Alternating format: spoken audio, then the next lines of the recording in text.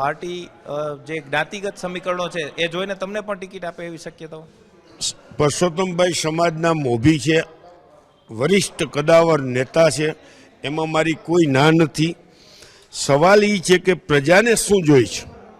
રાત્રે 12 વાગે તમે ફોન કરી શકો એવા નેતા જોઈ છે. તમારા વિસ્તારના જાગતો સિપાહી જોઈ છે. તો તમારે ધંધા સાચવવા છે કે ભાજપને પ્રેમ કરવો છે? જો ભાજપને પ્રેમ કરીને ભાજપને મત દીધે તમારા રોટલા થઈ જતા હોય અને ધંધા હાલતા હોય તો દિયો. એટલે આયાતી ઉમેદવાર છે એવું તમે કહેવા માંગો છો? બહારના ઉમેદવાર તો છે જ ને ભઈલા. એમાં તમને પ્રશ્ન છે કે અહીંના છે એમ?